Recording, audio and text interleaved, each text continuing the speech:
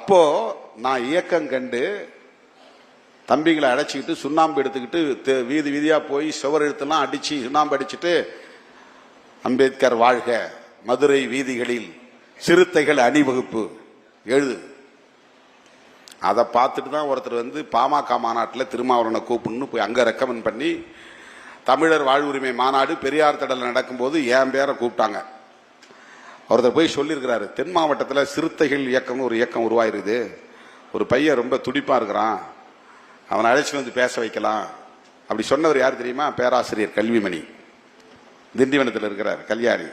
அவர் சும்மா மதுரைக்கு வந்திருக்கிறாரு, எழுதி போட்டிருக்கிற விளம்பரத்தை பார்த்துருக்காரு. என்ன அவர் பார்க்கல, நான் அவரை பார்க்கல. அவர் போய் தான் அங்கே சொல்லியிருக்கிறாரு மருத்துவர் ராமதாஸ் கிட்ட, அந்த பையனை அழைச்சிட்டு வந்து பேச வைக்கலாம். என்னை கூப்பிட்டாங்க, சரின்னு போனேன். போயிட்டு அதில் 3/4 மணி நேரம் 1/2 மணி நேரம் பேசினேன். அது வேற கதை, அதுக்குள்ள போக வேண்டாம்.